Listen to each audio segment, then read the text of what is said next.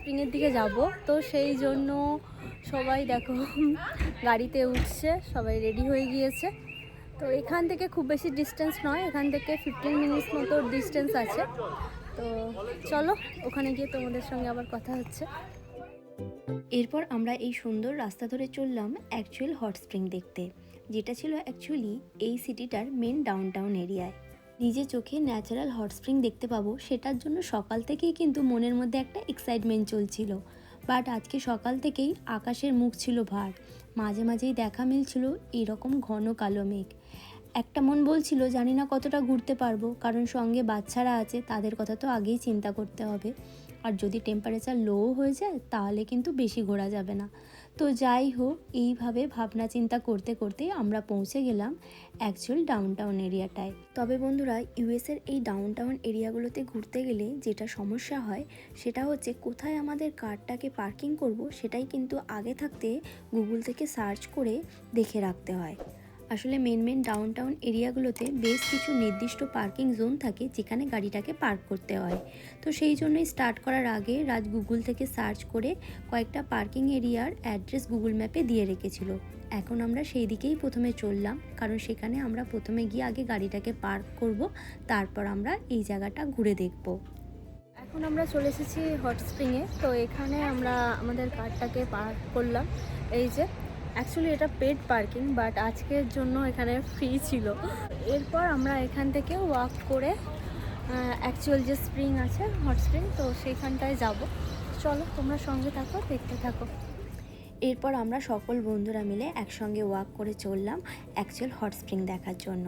আর যেহেতু এটা downtown area ছিল, তো এখানে আমাদের প্রথমেই রাস্তাটাকে ক্রস করতে হলো, কারণ রাস্তার অপর সাইডেই ছিল অ্যাকচুয়াল হিস্টোরিক্যাল বাথ হাউস বিল্ডিংগুলো। মেন স্ট্রিটের একদম পাশ দিয়ে ওয়াক করে যাচ্ছি, আর এই যে দেখতে পাচ্ছ রাইট সাইডে রয়েছে 8টা historic bath house building.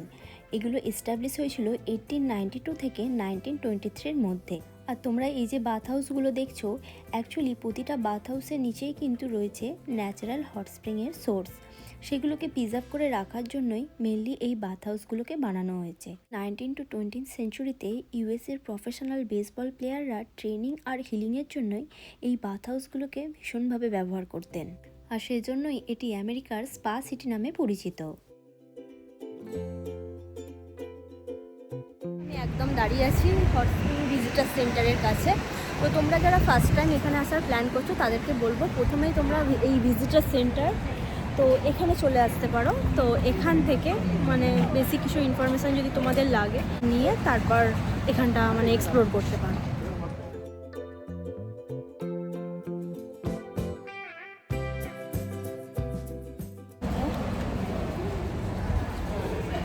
Actually বন্ধুরা, হট স্প্রিংয়ের এই মেন ইনফরমেশান সেন্টারের ভিতরে আসার পর এখানে যে সমস্ত গাইডরা ছিলেন তাদের কাছ থেকে আমরা অনেক কিছু জানতে পারলাম, এবং সেখান থেকেই আমাদেরকে একটা হ্যান্ডি ম্যাপও দেওয়া হলো। সেই গোটা ম্যাপটায় এই এরিয়াটাতে কোথায় কোথায় ন্যাচারাল হট স্প্রিংয়ের সোর্স রয়েছে এবং সেগুলোকে কেন্দ্র করে কিভাবে বাথ হাউসগুলোকে গড়ে তোলা হয়েছে সেগুলো সব কিছুই ডিটেলসে দেওয়া ছিল। আর এখন আমরা সকলে মিলে এই ইনফরমেশান সেন্টারের ভিতরের অংশটা ঘুরে দেখছি।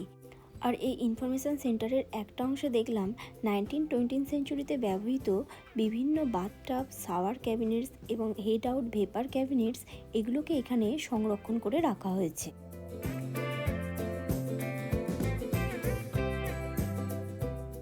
এরই আর একটা অংশে দেখলাম অ্যাকচুয়ালি এখানকার যে জিওলজিক্যাল ফরমেশন, মানে যেটার মাধ্যমে ধরো এখানে ন্যাচারাল হট স্প্রিংয়ের সৃষ্টি হয়েছে, সেটাকে একটা 3D ম্যাপের মাধ্যমে খুব সুন্দরভাবে রাখা হয়েছে, যেটা দেখলে সাধারণ মানুষেরা ইজিলি বুঝতে পারবে যে এখানে কিভাবে এই হট স্প্রিংটা সৃষ্টি হয়েছে।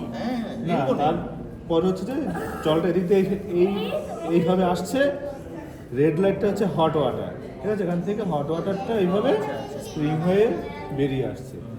ব্লুটা হচ্ছে কোল্ড ওয়াটার, এভাবে ঢুকছে এই লেয়ারটাতে এসে, লেয়ার নাম হচ্ছে বিগ ফর চার্ট, এই লেয়ারটাতে এসে এটা হট হয়ে যাচ্ছে।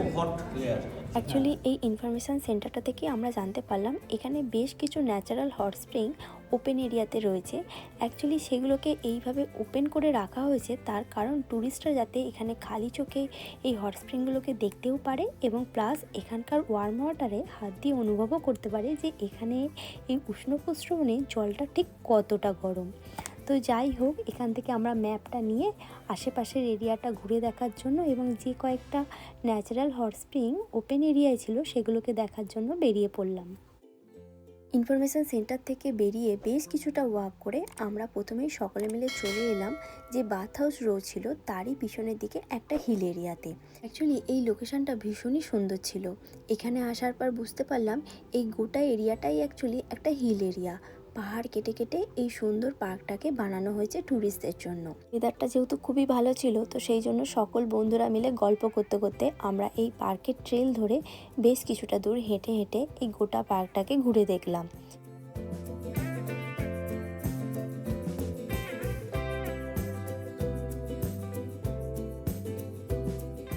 আর এখন আমরা আবার নিচে নামছি। নিচে একটা ন্যাচারাল হট স্প্রিং রয়েছে, তো সেটা এখন দেখতে যাব।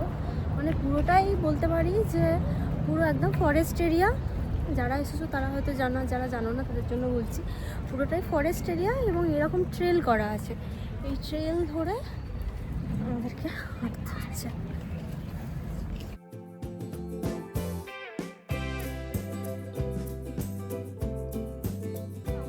উপর থেকে ট্রেলটা ধরে একদম মানে এখানে পুরো ট্রেল করা আছে অ্যাকচুয়ালি, তো তোমাদেরকে দেখালাম। ওই ট্রেলটা ধরে আমরা নিচে এলাম। আর নিচে দেখো এখানটা একটা খুব সুন্দর পার্ক আছে, আর এই পার্কের এই একটা সাইডেই রয়েছে হট স্প্রিংটা। তো চলো, যেটা দেখা যাচ্ছে তোমাদেরকে একটু দেখাই। অ্যাকচুয়ালি এই স্পটটার নাম হলো hot spring above ground in park. এটা ভীষণই পপুলার একটা ট্যুরিস্ট স্পট। আর এখানে আসার পর দেখতেই পেলাম প্রচুর ট্যুরিস্ট অ্যাকচুয়ালি এই স্পটটাতে এসেছেন এবং অনেকেই দেখলাম এই গরম জলে হাত দিয়ে বোঝার চেষ্টা করছেন জলটা অ্যাকচুয়ালি কতটা গরম। তবে দূর থেকে এই স্প্রিংয়ের জলটা থেকে ধোঁয়া বেরোচ্ছে দেখে বুঝতেই পেরেছিলাম যে এটা ভালো রকমই গরম হবে। তারপরে হাত দেওয়ার পর বুঝলাম না, এটা মারাত্মক গরম। তারপরে দেখলাম এখানে নোটিশ বোর্ডে লেখা আছে এই স্প্রিংয়ের ওয়াটারের টেম্পারেচার হলো 143 ডিগ্রি ফারেনহাইট, যেটা সেন্টিগ্রেডে প্রায় 62 ডিগ্রি সেন্টিগ্রেড মতো। আর এই হট স্প্রিংয়ের জলে হাত দেওয়ার পর হাতে যেন রীতিমতো ছ্যাঁকা লাগছিল। তবুও আমি বেশ কয়েকবার কিন্তু এই স্প্রিংয়ের জলে হাত দিয়েছিলাম। আসলে খালি চোখে হট স্প্রিং দেখতে পাবো এবং সেই জলে হাত দেবো, এটাই আমার কাছে বড় পাওনা। আসলে এর আগে কখনো উষ্ণ প্রস্রবণ খালি চোখে দেখা বা তার জলে হাত দিয়ে অনুভব করার সুযোগ আমার হয়নি। এটাই ফার্স্ট টাইম বলতে পারো।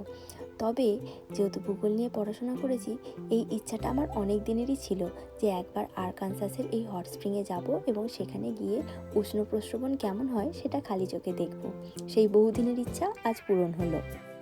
যেহেতু এই হট স্প্রিং এরিয়াটাই ঘুরে দেখতে দেখতে আমাদের প্রায় বেলা 2টো বেজে গেল, তো সেই জন্য আমরা বন্ধুরা মিলে ঠিক করলাম এরপর কোনো একটা রেস্টুরেন্টে গিয়ে আমরা আগে সকলে মিলে বসে লাঞ্চটা সেরে নেব, তারপর আশেপাশে যে অংশগুলো ঘোরার প্ল্যান আছে সেগুলো ঘুরে নেব। হট স্প্রিং থেকে এখন এলাম প্যান্ডা এক্সপ্রেসে।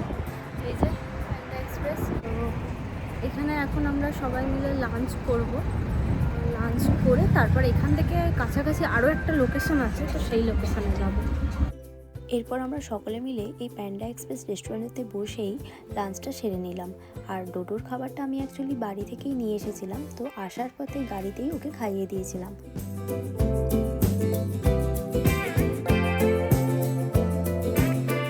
ডোডোর অ্যাকচুয়ালি ঘুমের সময়, তো সেই জন্য বিরক্ত হচ্ছে, খালি চোখ রগড়াচ্ছে।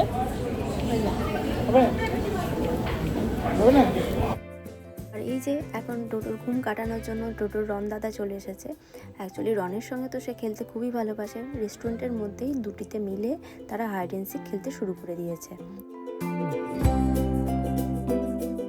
এরপর আমরা সকল বন্ধুরা মিলে অ্যাকচুয়ালি চললাম নেক্সট পয়েন্টের দিকে।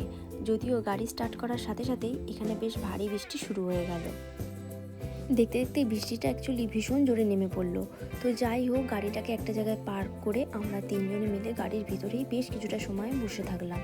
তারপর প্রায় 10-15 মিনিট পর বৃষ্টিটা একটু কমার পর আবার আমরা স্টার্ট করলাম। তো এখন আমরা এখানে এলাম, এটা হচ্ছে অ্যাকচুয়ালি এখানকার অবজারভেশন ডেক। এই অবজারভেশন ডেকটার অ্যাকচুয়াল নাম hot spring mountain tower. Actually 216 feet এই অবজারভেশন ডেকটা ভীষণই ট্যুরিস্টদের কাছে ফেমাস, তার কারণ এখান থেকে গোটা হট স্প্রিং সিটিটার একটা প্যানোরামিক ভিউ এনজয় করা যায়। তবে এই অবজারভেশন ডেকের উপরে ওঠার জন্য কিন্তু আগে থাকতে টিকিট পারচেস করে রাখতে হয়। আমাদের যেহেতু আগে থাকতে রিজার্ভেশন নেওয়া ছিল না, তো সেই জন্য আমরা অ্যাকচুয়ালি এই ডেকের উপরে উঠতে পারিনি। বাইরে থেকেই এই টাওয়ারটা দেখে আমরা ঠিক করলাম এখন আমরা কেবিনে চলে যাব। যে কয়েকটা পয়েন্ট আমাদের দেখা বাকি রয়ে গেল সেগুলো আমরা কালকেই কভার করব। তো আজকের ব্লগটা বন্ধুরা এখানেই শেষ করছি। আবারও ফিরে আসব নতুন একটা ব্লগ নিয়ে। ততক্ষণের জন্য সকলে ভালো থেকো, সাথে থেকো।